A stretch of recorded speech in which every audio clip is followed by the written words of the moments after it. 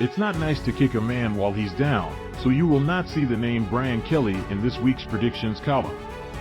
Contrary to what you might have heard, a lot of fans are thrilled with the debut of you-know-who as LSU's coach. Of course, they are mostly FSU and Notre Dame fans. Meanwhile, in Gainesville, Billy Napier has been fitted for wings and a halo after Florida upset Utah. I bring this up because LSU's new coach is largely going to be judged by Florida's new coach. That's because Florida's new coach probably could have been LSU's new coach. Napier had been patiently waiting for a plum SEC gig. Had established his Cajun street cred by revitalizing Louisiana-Lafayette. As a bonus, he wouldn't have to fake a southern accent when introduced to the faithful in Baton Rouge. Florida's opponent basketball rules Kentucky, but Mark Stoops is making football history. David Whitley Kentucky report, Florida Gators next opponent. Scouting report on the Kentucky Wildcats grading Florida's Week 1 performance. How did offense, defense, and special teams look? We'll never know if Napier would have taken the job because it was never offered. LSU Athletics Director Scott Woodward likes to make splashy hires. He sent feelers to Lincoln Riley, Jimbo Fisher, Sean McVay, Vince Lombardi. They were either not interested or dead, so Woodward went for Notre Dame's coach. The Irish Catholic taskmaster will always seem like crawfish of water at LSU, but their marriage of convenience should work out. Contrary to everything you saw against Florida State, you-know-who hasn't suddenly forgotten how to coach. One day, Tiger fans might learn to love you-know-who and his guaranteed $100 million contract. But no matter what happens in Baton Rouge, I predict Florida fans will be eternally grateful Woodward made that call.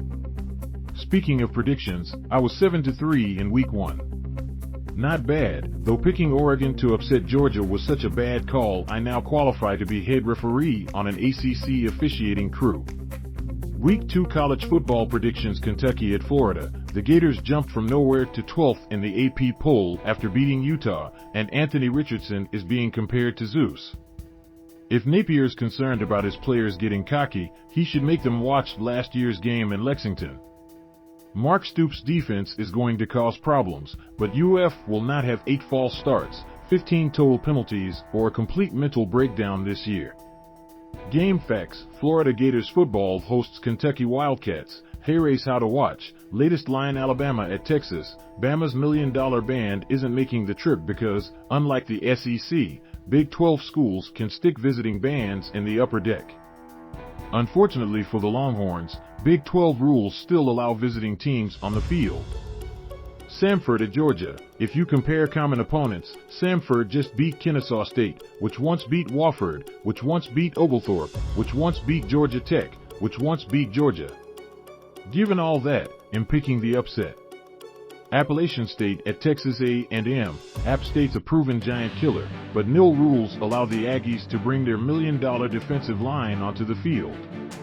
Missouri at Kansas State. This one's a toss-up, so we'll pick the SEC team simply because the SEC teams were 13-1 last week, and the lone loss was because you-know-who worked more on his accent than special teams the past 9 months.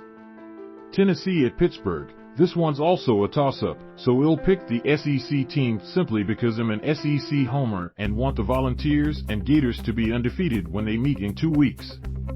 Central Arkansas at Mississippi. This one would be a toss-up if Lane Kiffin gave every starter and his entire staff the day off to watch House of the Dragon Ole Miss 49-17.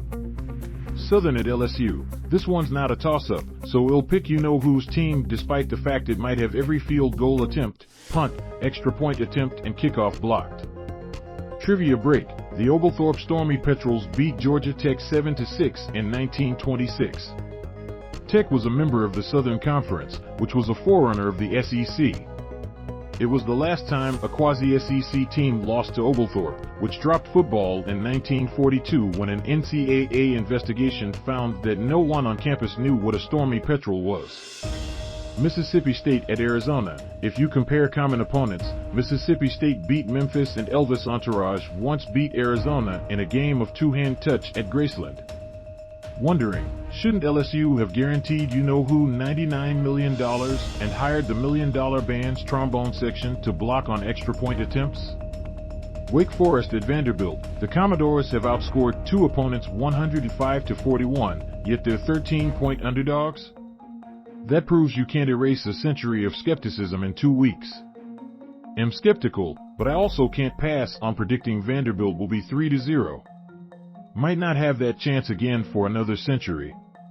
Upset special, Vanderbilt 31-25. Bonus prediction, Nick Saban will never lose to a team nicknamed the Stormy Petrels. David Whitley is the Gainesville Sun sports columnist.